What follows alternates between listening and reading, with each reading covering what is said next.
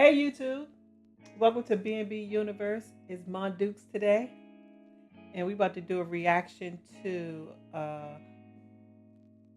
how my sister was unalived by a man she only known 3 weeks. While we were at, I'ma also eat my Chipotle. Yummy. So I guess it's gonna be a reaction slash mukbang. We're gonna have a good time. So let's get started. This is I'm sure this gonna be sad, but let's see what we got.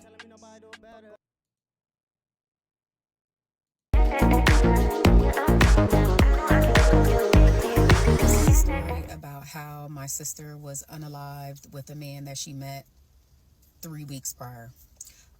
So in 2014, my sister had just turned 27 years old, and she lived in another city in Pennsylvania with my mom. She was a loving, caring individual, and I feel like she was just kind of searching for love, but searching for love in the wrong places.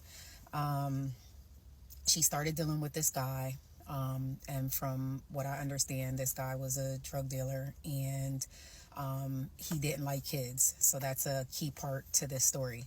So one day, he, I guess, had went to New York City, did some things in New York City, and then he was on his way back to the city that they were living in. I guess he called her and said that he was going to pick her up so that they can hang out, and apparently they were supposed to go to the movies. So he comes into town and he picks her up. And when he picks her up, actually, before they leave, my mom has this feeling, like she has this eerie feeling like something just isn't right. And so she said to her, she was just like, listen, if you're going anywhere, then you need to take your son with you.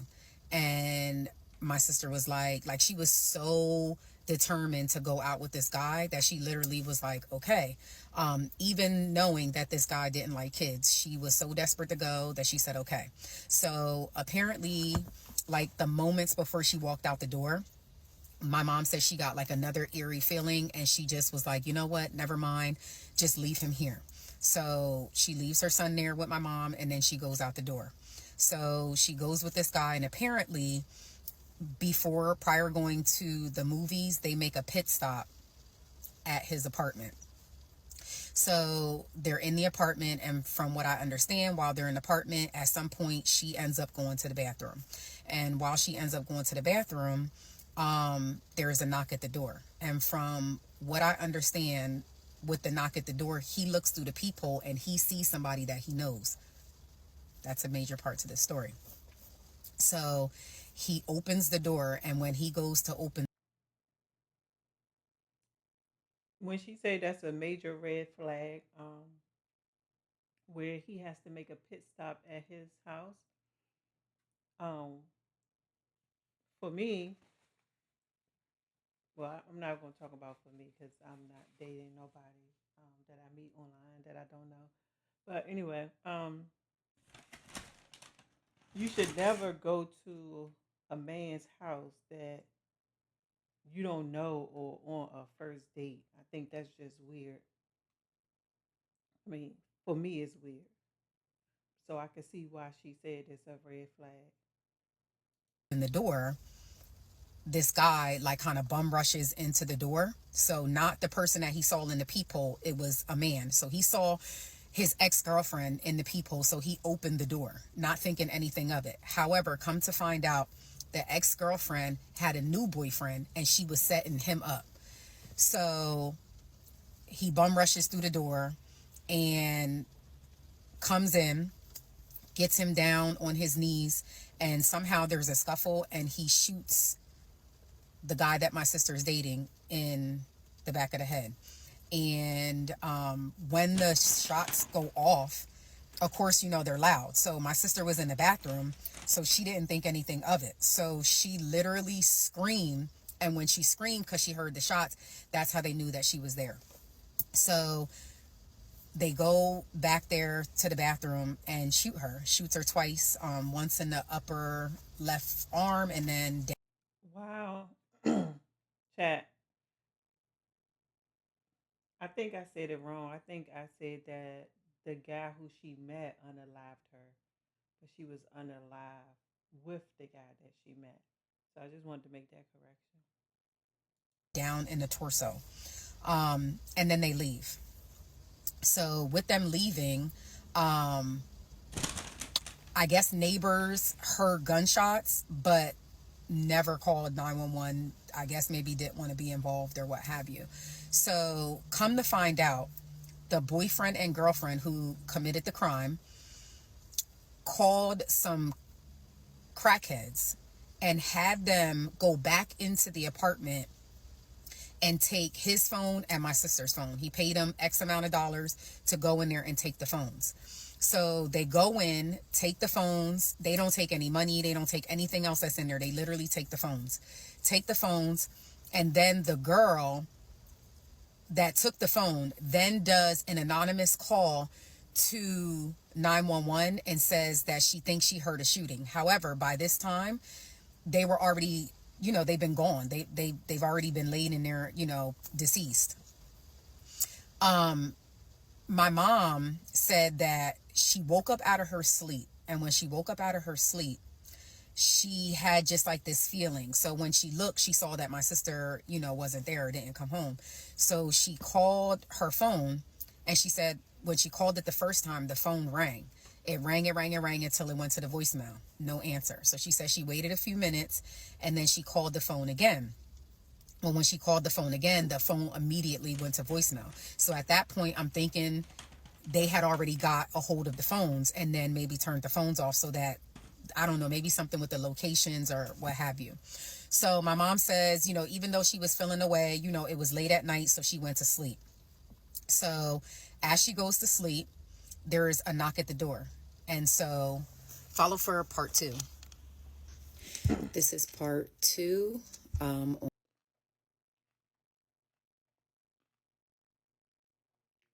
This is why we have to start listening to our parents. I know um, young kids be thinking they know everything and their parents just be tripping. But sometimes the parents just know because the parents done either gone through it, been around people that has gone through it, or just don't trust the situation. And then stuff like this happens. On how my sister was unalived with the man that she met 3 weeks ago. To start off from the last video, so at exactly 5 o'clock in the morning, there was a knock on my mom's door. So she thought that she heard something and she wasn't sure. So then there was a knock again. So she gets up and she goes to the door and she says, "Who is it?" And when she says, "Who is it?" the two detectives were standing there and they stated who they were. So she opens the door. So when she opens the door, she's still kind of like frazzled. Like she's kind of almost feeling like she's in a dream because she opens the door and two detectives are standing at the door. So she's like, "Can I help you?" And they say, "Hi, ma'am. We're wondering if you know a woman by the name," and says my sister's name, Aisha Holden. And it's not funny, but my mom says, because if you had to know my sister to know how she was, like she was funny. She always cracked jokes. Like you just couldn't really take her serious. So the first thing my mom says is, "Well, what did she do?" So they said, "Can we come in?" So she lets them in. So I guess they're like asking her all these different questions, like when's the last time she talked to her, and she's basically saying like, "Well, I've been calling her and calling her. The phone did ring, but now it's going to voicemail." And then she basically breaks down the situation that she met this guy and that he came to pick her up and he was supposed to be taking her to the movies, and she went off with this guy and she hasn't heard from her since. She said she started calling her like around 11:45 midnight that night, and the phone, it rang for a little bit, and then she started calling it again, and it started going to voicemail. So, long story short, they ask her at this point. She tells them like, "That's my daughter, like what's going on, because what is all this about?" Like she's starting to get frustrated because you know how it is when the detectives come, they ask all these questions before they basically tell you what's going on. So at some point within the conversation, they ask her to sit down, and so she goes to sit down. And when she goes to sit down, They proceed to tell her that my sister was unalived. At this point, when they tell her that, she still does not believe them. Like, she does not believe that they just told her that her daughter's unalive. So she's like, you need to call my daughter. But at this point, she's saying, call me. She's like, you need to call my daughter. You need to call my daughter. Like, I don't understand what's going on. Like, what are you talking about? Is this a joke? She was alone. And at the same time, she had my sister's son with her who was sleeping. And at the time, he was only 3 years old.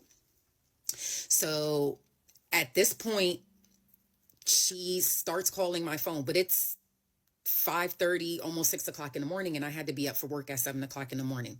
So, I didn't hear the phone. I had the phone on vibrate. So she calls my aunt, and we're extremely close. So at some point, my aunt starts calling me, and my cell phone, I remember it like it was yesterday. My cell phone starts ringing on the nightstand, and it actually felt like I was in a dream. The phone was ringing, ringing, ringing, and it rang so much that it fell off the nightstand onto the floor.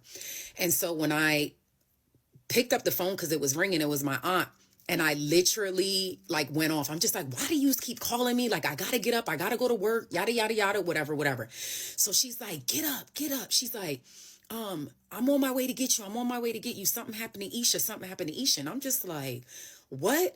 Now, key part to this, I know this sounds absolutely insane, but 2 years prior to my sister's unaliving, I had a dream that she was unalived in a ditch.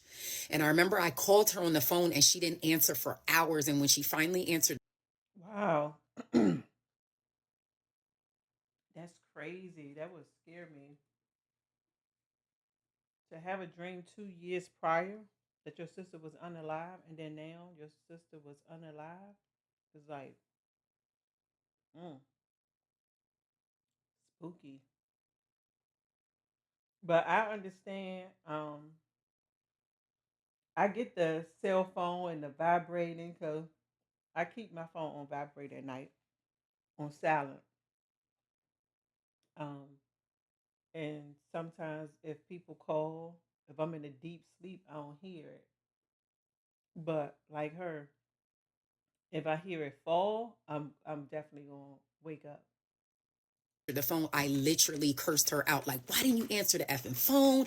Like, I've been calling you. I had this dream. I was worried, yada, yada. So it's crazy that exactly 2 years to the date of that dream, my sister was unalive. So I get myself, like, I jump up. I'm like frazzled. I'm like trying to get myself together, everything like that.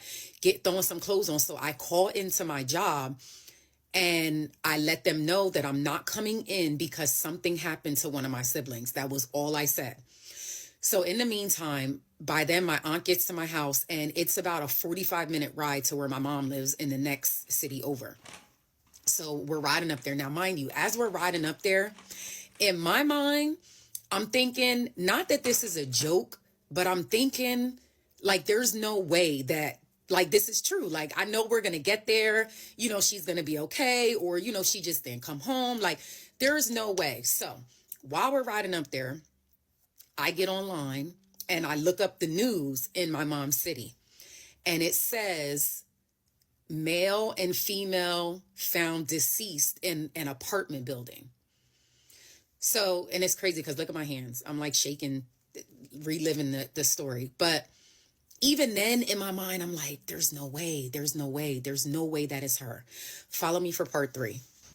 Part three on how my sister was unalived with a man she met 3 weeks ago. So, to jump off from where I was in part two. So I'm writing up, I see the article and I'm still in disbelief, like, no, there's no way this can't be.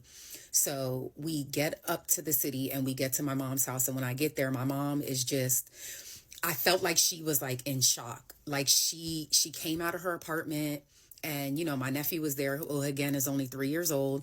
And, he's bouncing around and bopping. That's sad. You lose your life because you go on a date,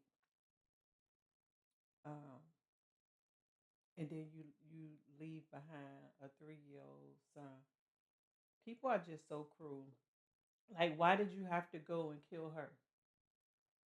Like, you shouldn't kill nobody, but if you was there to kill him, and she didn't even see y'all. Why go kill her? Just leave. Or threaten her not to say anything, but to take her life and you don't even know this person and you went in to kill the ex boyfriend. It's crazy. It's sad. Now her son has to be raised by his family instead of his mom. Hopping around, and my mom starts telling us all the things that the detectives, and the cops said to her, and like all these different things, but it still doesn't seem real. However, they said that we needed to go to the hospital to ID her body. So at this point, we all get in the car, which is me, my mom, my aunt, and my nephew. And I had reached out to my sister, had a different dad. So we have the same mom, but she had a different dad. So I had reached out to some of her dad's side of the family. And two of her cousins said that they were on their way up to the hospital as well. So we get to the hospital. The crazy part is, as I told you in part 2, that I called into my job. The when I called into my job, instead of it being a private matter, which to this day I'm still disgusted, it literally spread like wildfire. They literally must have been chatting and chatting and chatting and like trying to find out information and all this other stuff. It got out so fast. So, mind you, this is in a city 45 minutes over. It wasn't even in the city that I lived in. When we get to the hospital, we walk in and the craziest thing happens. We go to security and we tell them why we're there. I gave the security my ID and everything like that, which is crazy, is the phone rang as I'm standing there. As I'm standing there, and guys, please forgive me because I'm a little shaky because it's every time when I think about it, it's like reliving it all over again. But I'm standing in front of the security guard's office at the hospital and the phone rings. He answers the phone and someone on the phone says that they're me. So they call the hospital trying to get information on my sister and says that they were me. And it's so crazy. Like the guard was like, you're, Jasmine Holden or whatever. And they're like, yeah. And he's like, well, that's funny because she's standing right here in front of me. And then he hangs up. So people were literally already calling, trying to be nosy and get information. So we sit down for a couple of minutes and they said we had to wait for, someone to come and get us. So someone comes and gets us and we all get in the elevator. Now, this is where it gets crazy. We get in the elevator and still I did not think that it was true that this was happening. I'm still like, no, we're going to go down there. We're going to ID the body. It's not going to be her. Like, this is a joke. It's not, we got in that elevator and the elevator started going down. And when it started going down, I honestly felt like my heart just like sank. But in my mind, I'm still trying to tell myself, This is a little tough for me because my sister passed away in December, and I know I haven't grieved her death yet, and it's bringing up emotions. So bear with me, y'all. like, there's no way, like this, there's just no way, like we're gonna go in here, it's not gonna be her, it's all gonna be fine, whatever. So we get down to the bottom floor. It's so cold, it's dark, it's quiet. I didn't know that this is like the morgue of, the hospital. I've never been, in a situation like this before. So they take us to this room and the doors closed and they had two guards there. And I remember them saying, when you get inside, please, you're not able to, don't touch anything. Like, don't touch the body, you can't touch the body. So in my mind, I'm still like, there's no way.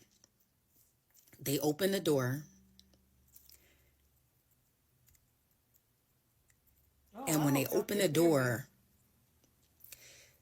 she was laying there. Like she was laying like, I don't know if it was a bed or like what it was, but she was laying there and she I sure hope y'all can hear me because I had my mic all the way over there.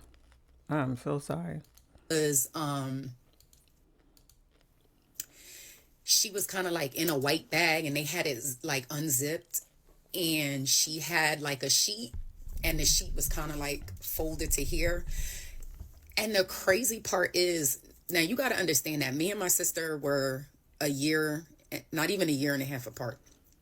And so when I walked in there and she was like just laying on the bed, and like, you know, her eyes were like not closed, but they weren't open. She had like a little piece of blood like coming down her nose. And in my mind, I still did not believe that she was unalive. Like, I could have, like, I was standing there and it was like, I felt like I saw her chest breathing.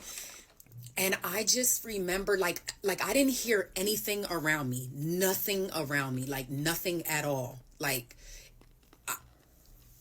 come back for part 4. This is part 4 on how my sister was unalived with the man that she met 3 weeks ago. Sorry guys, I'm outside of my kids' soccer and I don't want them to hear. So anyway, as I was saying, so we walk into this room and she's laying there on the table and everything literally, I can't hear anything. Like I look over and my mom, literally, when I tell you guys, she was screaming. I mean, she must have jumped 10 feet off of the ground. And the security guards had to literally grab her and tackle her to the floor because she was screaming. And I mean, but in the midst of her screaming, it was like I heard her screaming, but I didn't hear her screaming. They tackled her to the floor, and at this point, I start calling my sister's name. I'm like, Aisha, Isha, get up, get up, get up. Isha, get up. And she's not moving. She's just laying there on the table, and I'm just literally, I'm calling her. I'm like, get up, get up, get up. And again, I'm still thinking she's like breathing, like even though she's not. But you know, when you're so. That's so that's so sad. Just imagine what's going through the mom head, her mind, when she know she practically begged her daughter not to go out with this guy. Um, oh gosh, it's just sad. So in shock, you have no idea. And the last thing I remember, I just remember everything going pitch black. I must have blacked out. I must have, fell out. I must have, like, I don't know. But I come to it, I get up, and I go over to her body.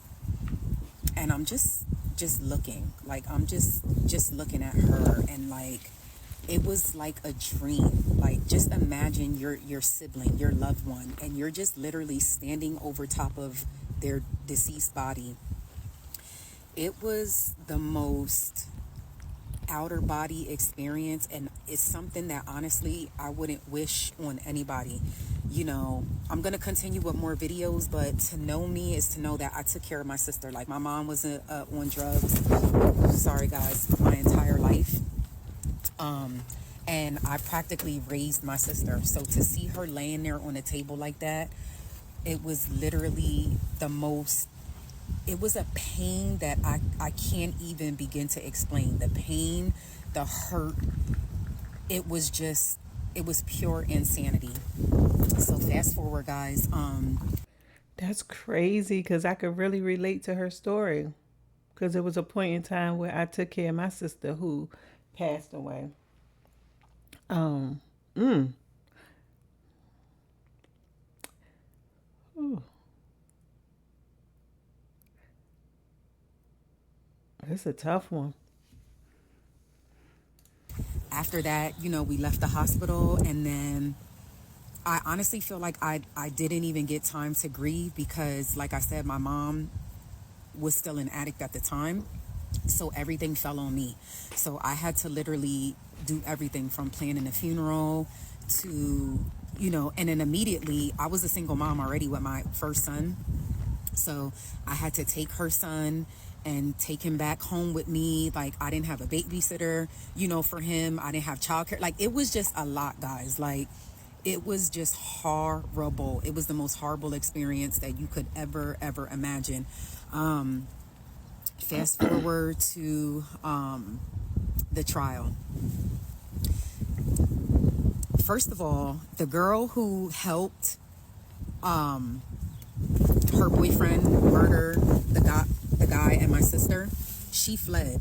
So she had to be captured by bounty hunters, and she fled all the way to Florida. So they found her in Florida.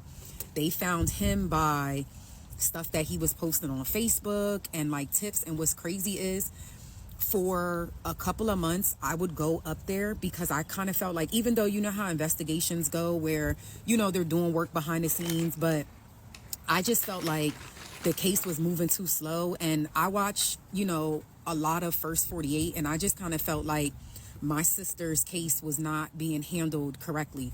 So I literally would leave work and drive 45 minutes all the way up to the next town, and I would go up there and basically look for clues and knock on doors. Like, when I tell you I was not letting her pass away in vain, I was knocking on doors. I have flyers, posters. I was putting them on trees and telephone poles and everything. And people were like leaving tips and like, putting stuff on my Facebook, and I was sending it over to the police. Like, it was just a lot. But at the end of the day, the guy was captured.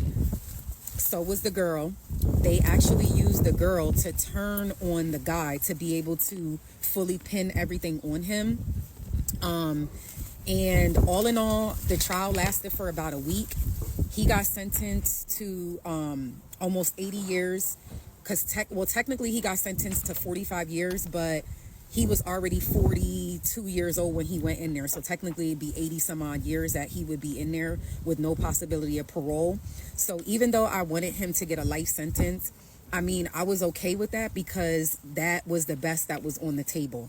I'm going to do another part 5 so that you guys can understand how I maneuvered with her son. And yeah. Hey guys, this is part 6 and 7.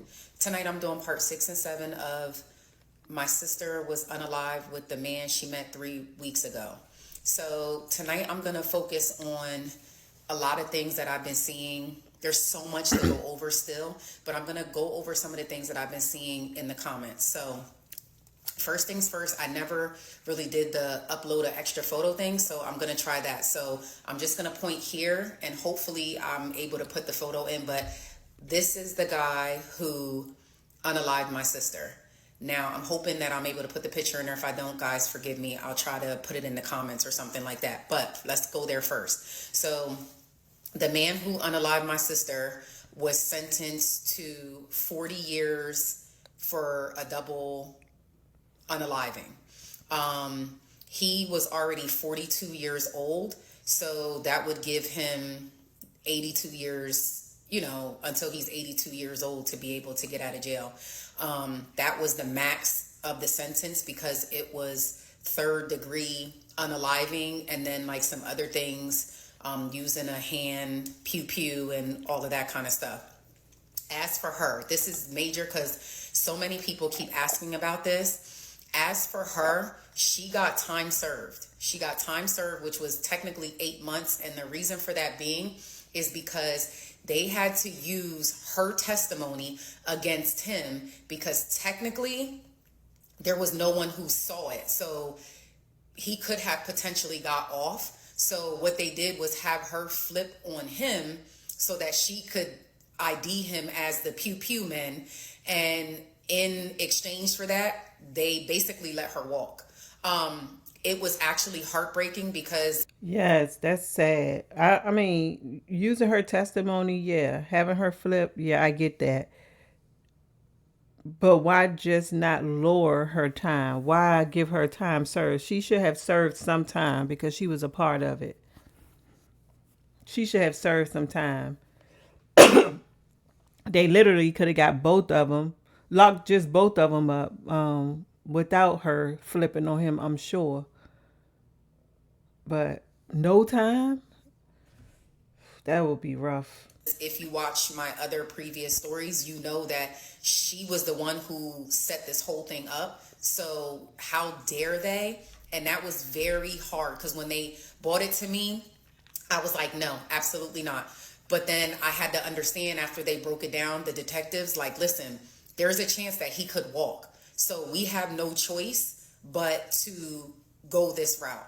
So she basically got time served. Another main thing that I want to touch on, guys, is there's so many people that are in the comments basically saying, how do you know, like basically word for word what happened? Let me explain that to you. So a lot of you know, watching the previous videos, and I'm going to go into a whole nother video in regard to my mom, but let's talk about this right now. So I spoke on, my mom with her addiction and things like that. So you could only imagine, my mom was already in addiction. So can you imagine now knowing that her daughter was unalived, what that did to her?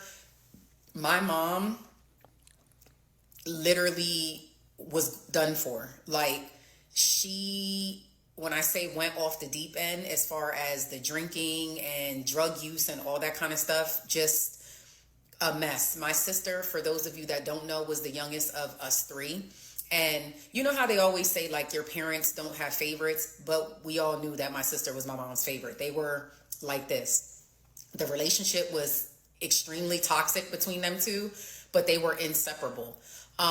So that left me as the next of kin in line to be able to handle everything. So as far as like the investigation goes, so when the detectives were doing all their work and everything went through me. Everything, the phone calls, we got this evidence, everything that they were finding out, it was all going through me. The detectives were literally calling me for months, telling me how this went on. Also, there was cameras inside the boyfriend's apartment. So the cameras gave them pretty much a lot of the information. So you could hear the screaming, you could hear the knock at the door, you could, like, all of that stuff, you literally saw it all on camera and you could hear it. Now, I have to be honest with you guys. Some of the stuff, because that was my sister and I was so still going through it and just so hurt, there was a lot of things that I didn't want to be a part of or I didn't want to see. Because I've had a previous family member who passed away, I knew how the investigation worked. So if you've been through this, you know that toward the trial or during the trial, they come with this manila envelope. And in the envelope is pictures of the actual crime scene and your deceased loved one and all of that. And I told the detectives from the beginning, please, do not, under any circumstances, show me any pictures of my sister deceased. I was the one that was in control of everything as far as my sister's funeral went. And a lot of you guys don't know, but I'm actually a beautician. And so I was strong enough to even do my sister's hair the day of her funeral. Again, I was still in shock. So it wasn't hard to do because I get that. I get that, still in shock, because I believe I'm still in shock, and I believe I don't, it don't, I don't know if I've accepted that my sister passed away. It's like I don't believe it. Like it seemed unreal. Um, so I could see how she said she was strong enough to do her sister hair because she was in shock. Um, Others probably wouldn't get it unless you've gone through it, but I totally get what she's saying. Like I'm trying to deal with now, trying to walk myself through how I should be grieving for my sister because I'm just, I don't know. It's like I just don't believe it or I'm numb. I just don't know what it is. But I get what she's saying for sure. it still did not hit me that she was gone. Like, yes, she was laying there. Yes, she was in the casket that I picked out. Yes, she was deceased, but it's still, because you got to remember, I got her son and then I went right into planning a funeral. So everything was moving. There was people around every single day. So I never got a chance to actually grieve. So I was moving, planning, never was alone. Like, so I told them, do not show me the photos. I wanted to remember my sister the way that I laid her to rest. I didn't want to see her laying there. I didn't want to see the scene. I didn't want to see blood. I didn't want to see any of that. I did not. So I ran the entire investigation, went through me. So for the people who keep asking, how do I know how this happened, that happened?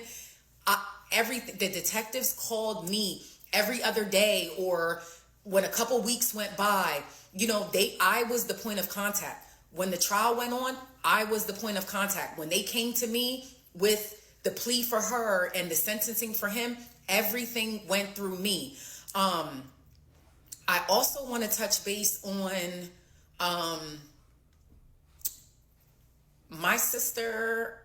I got a copy of her death certificate, but I was not, and I'm still not strong enough to get a copy of her autopsy report.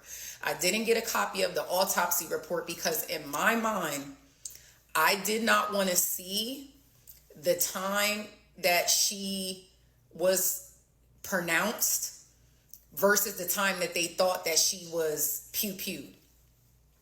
Where my sister was pew-pewed, it was like in her upper left arm and then her bottom torso. In my mind, I just felt like that's not an instant death. So I felt like it played in my mind, y'all. It played in my mind for weeks and weeks and weeks. And Ooh, I'm trying to get through this, but it's making me emotional. So it's tough. I hope she don't cry because I'm not trying to cry.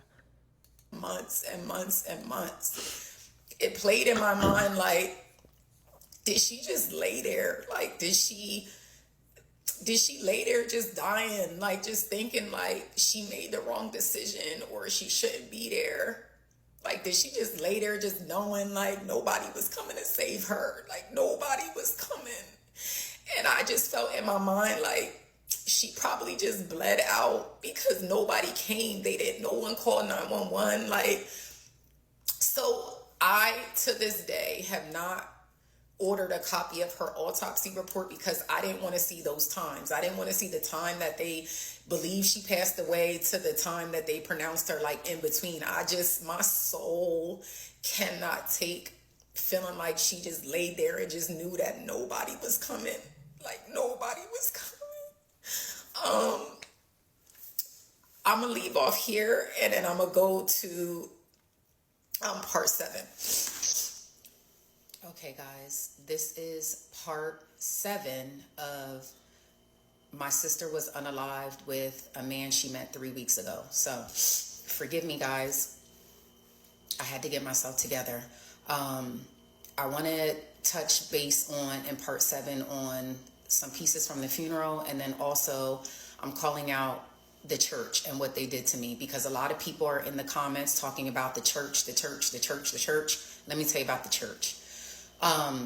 So the funeral happens. I planned the entire funeral. So from picking out the casket to, picking out her clothes. And what's crazy is, now, I don't know if any of you have buried a loved one, especially someone extremely close to you. There was like so many things that I didn't know. Like, for instance, I don't know if you guys knew, but I had to get my sister bra and panties. Like, I didn't know that you bury the deceased. And forgive me, because a lot of people have been negative in the comments too, and it's not okay. But I had to buy bra and panties for my sister. Her favorite color was purple, so I buried her in purple. I got a rosary made to put in her hands, and it was purple. I put a picture of her son inside the casket with her. The casket was beautiful. It was white. I got gold trim on it. And then I did her hair. But again, in the midst of all of that, I was okay. Like I was still rolling. Like I was able to get up and speak. I did cry a bit when I spoke. But it was crazy. I had to have, which we'll touch on that on another story time. But everything was going the way that I felt like it should go. I planned everything to the T. It was a beautiful service. Like everything was good. I will say this. It did not hit me until when they have the casket, they have this thing where they like spin it like this. And when they spin it, the body goes down into the casket so that they can close it.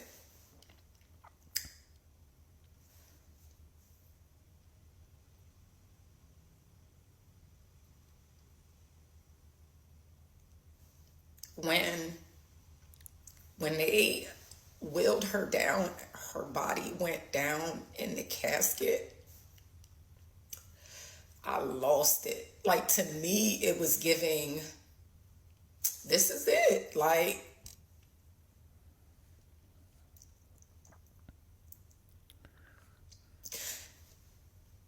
and I'm gonna do another story time. His, my heart goes out to her.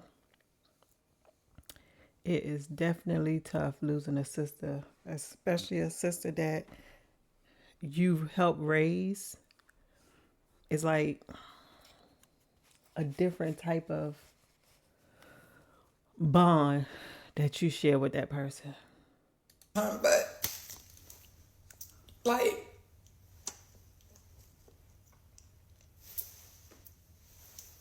y'all gotta understand. And I'm sorry, like I said in my whole life, I would never cry on the internet. Like I would never, but y'all please just forgive me.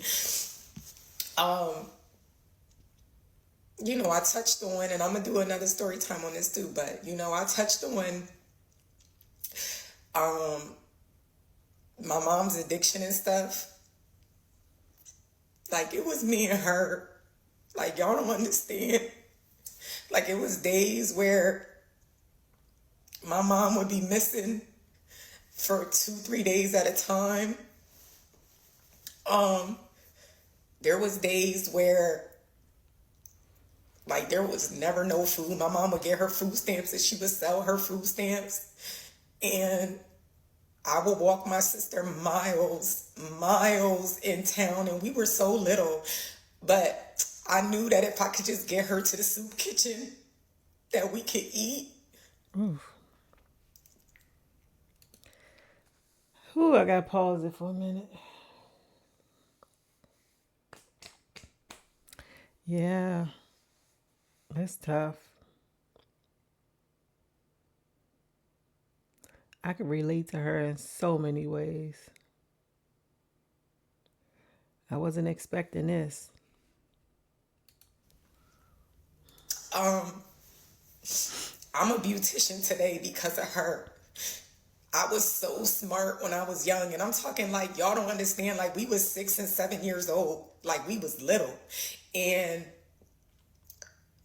I knew, like I had enough sense to say, like if I sent us to school looking like a certain proper way, that at least like nobody would know like to call children in service. So I would get up in the morning and I would do her hair every morning with Blue Magic hair grease, or sometimes I would use Vaseline.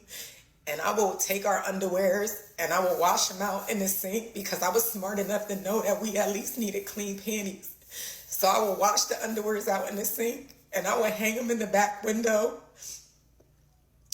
And it would be crazy because sometimes in the wintertime, it was so cold outside that the underwear didn't dry in time. They would have icicles on them. Like, y'all don't understand. Like, I took care of her. When we was hungry, I used to go to my friend's house after school, and I used to pray that they would say, like, you can stay for dinner, because I knew that my only meals was in school. So regardless of anything, I went to school, so I could get breakfast and I could get lunch, but I knew I had to figure out dinner. So I would go to my friend's house after school. And I would pray that they would say, oh, you can stay for dinner. So what I would do is I would eat the food, but I would specifically eat half of the plate. And then I would like rush and act like I had to go home. And I would be like, well, can I take this with me? Because I would take it home for her because I knew she was hungry. Like when I tell you, y'all, like y'all don't understand. I took care. Whoo. Mm.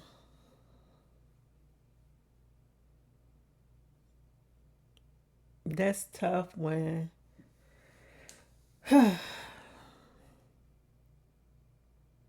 you're a kid yourself and then you have to take care of your younger siblings.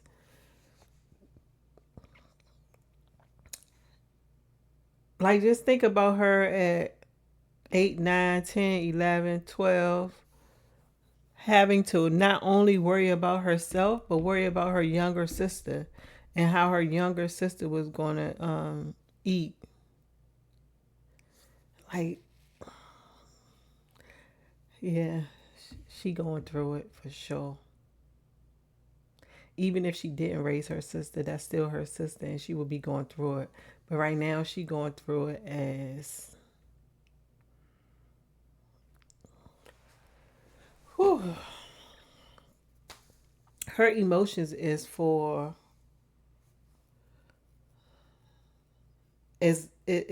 like she not only lost a sister, but she lost a child. That's tough. Care of her. So, and it's so much more that I could share with y'all, but you don't understand. Like, And then the people that's in the comments that she talking about that's being mean and nasty, like, why even comment if you gotta comment something negative, especially on a story like this? What could you say negative to her? Like, I just don't get it. Pray, people, pray. Go find God. Do something for your spirit, because for anybody to go in her comments and be mean and nasty about her losing her sister, and all you could do is go and try to find something negative to put into her comment, is really sad. Really sad. And you definitely need some prayer. like when they willed her down and her body just went down into the casket, it was like everything went. The hurt, the pain, the hungriness, the not having clothes, the being made fun of, the bullying, like all of it. All of it. I just felt like I protected her. Like I protected her entire life. Her entire life. I'm talking about y'all. Like when somebody wanted to rumble my sister, like all she had to do was call me. Like when I tell you it was me and her, it was me and her. It was me and her until the end. And so that pain of seeing her go down in the casket, I just felt like I couldn't protect her. I felt like I protected her all my whole life, and I just carried the weight of just feeling like I wasn't there, like I couldn't protect her.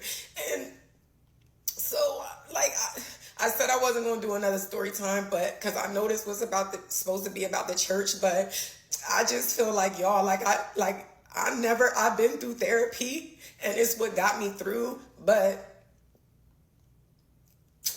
I just want to share this with the world. Like if I can just help one person, one girl, one woman that just doesn't listen or listen to the signs or anything, like I just pray that y'all just watch this and just listen and be careful, about the people that you surround yourself with, and just make smarter decisions. I said I wasn't going to do another story time, but I'm going to come back and just do one more for tonight.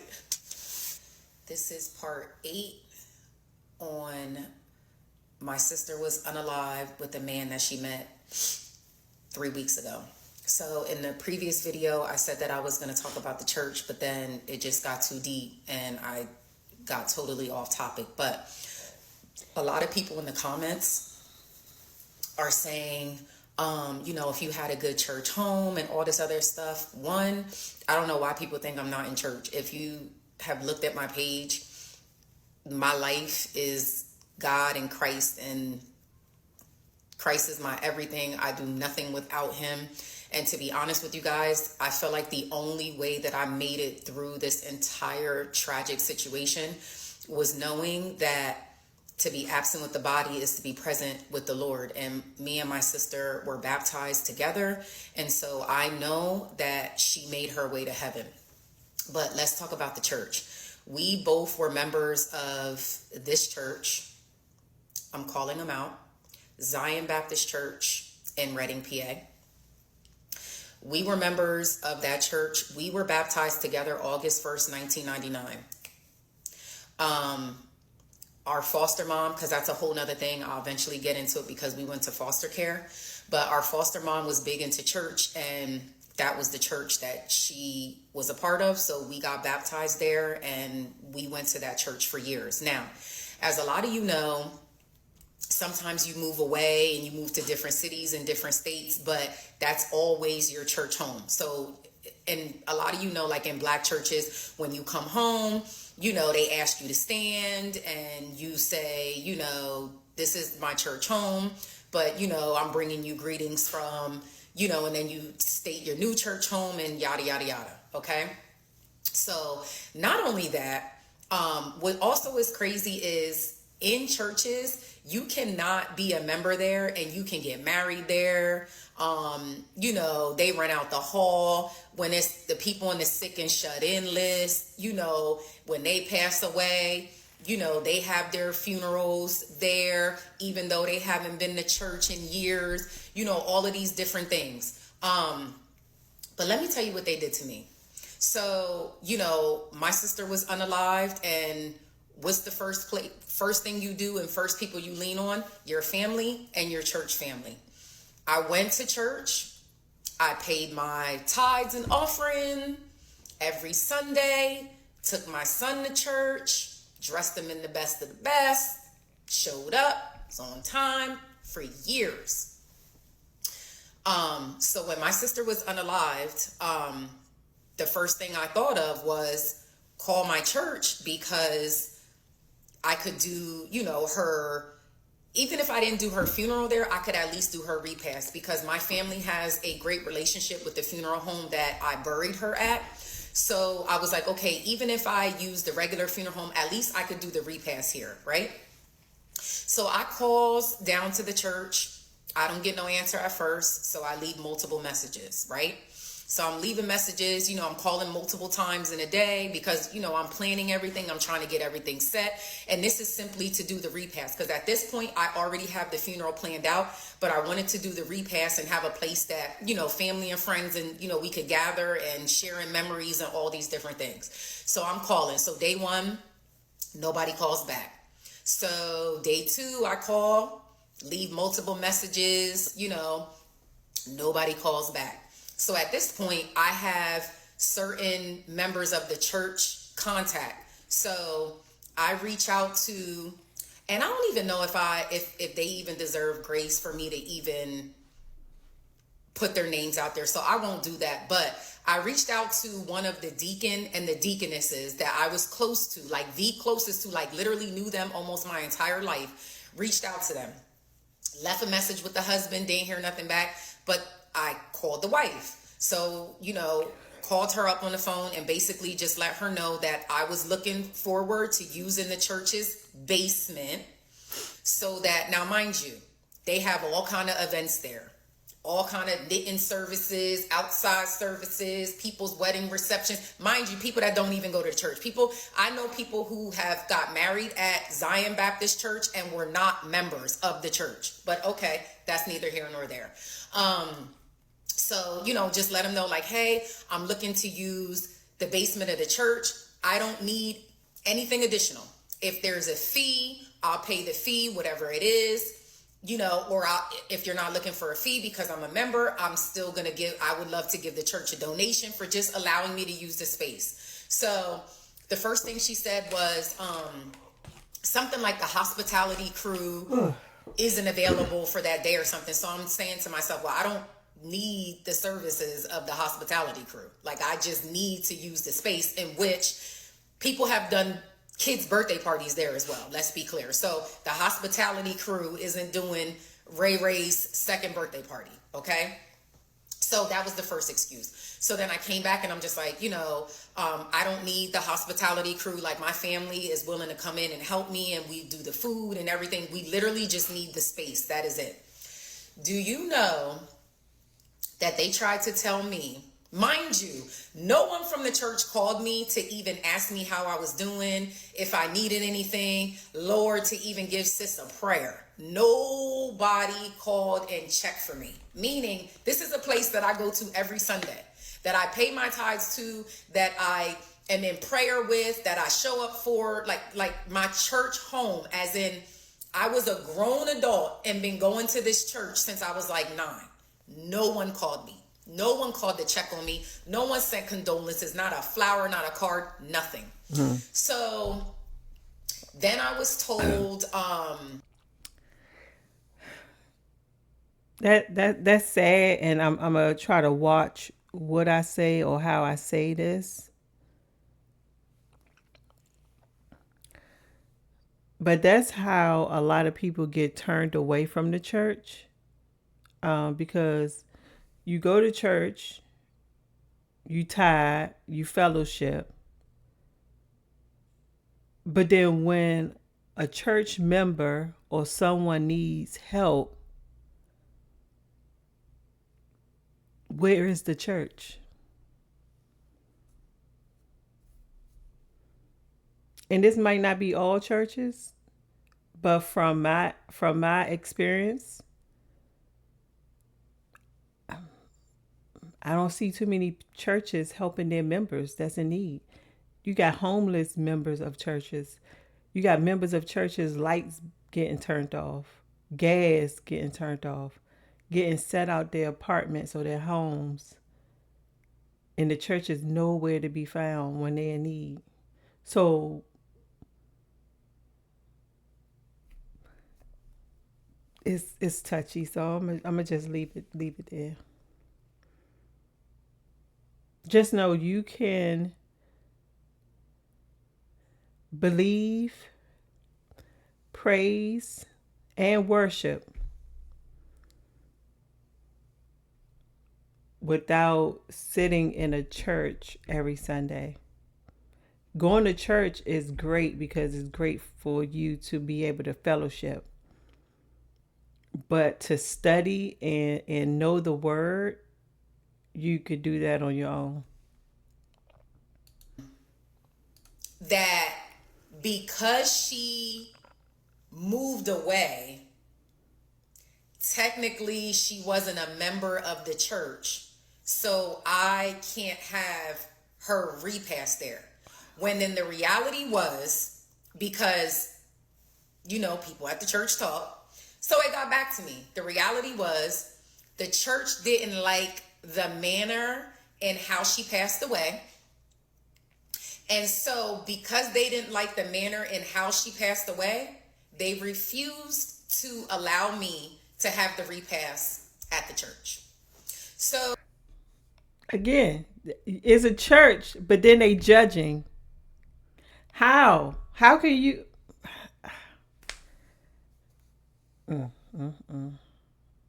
That's another subject and another story time for a different time, because this is crazy. But real. This is real. She's not making it up, for sure. so people who aren't members of the church can get married there. All of these other activities and things like that can go on. But my own church home, who I loved and trusted, did not allow me to do my sister's repast, not even the funeral. But they would not allow me. Zion Baptist Church in Reading, Pennsylvania, would not allow me to do my sister's repast at their church, which was my church, I should say, because they did not like the manner in the way that my sister was unalived. Mm. And so after the last phone call where I said that I didn't need the hospitality crew to assist with the repast, they just stopped answering my calls altogether.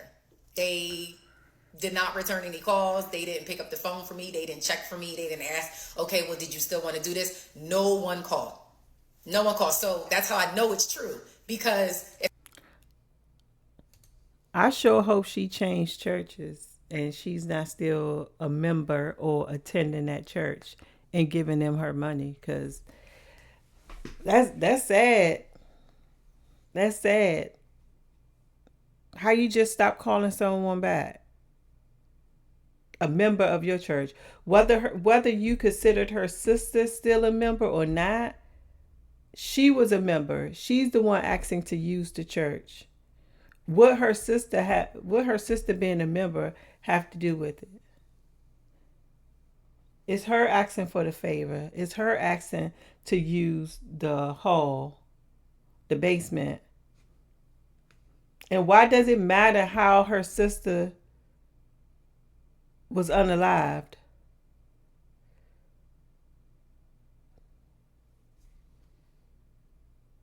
I asked you more than once and then you just flat out don't return the call, clearly it was true. Um, but I will say this. Pastor Edlow, who was our pastor, or Reverend Edlow now, who was our pastor when we were children, drove up from Philly. Him and his wife is now on the other side in heaven. God rest her soul. I am so grateful for them because they came from out of town, would not take my money that I offered them to do my sister's services, did the services, and it was absolutely beautiful. In the end, everybody went out to eat at a restaurant, and we gathered at the restaurant, and that was all that I was able to do because it was so last minute. I'll be Yeah, that was tough. That was tough. That was sad. And for the church, mm, everybody need prayer. But I know that was tough for their sister to be killed because she was with the wrong person at the wrong time. Oh goodness, that's rough. But hope y'all like this video. Like, comment, subscribe. Turn on your post notifications so you know every time we post. This was rough. Peace. We out.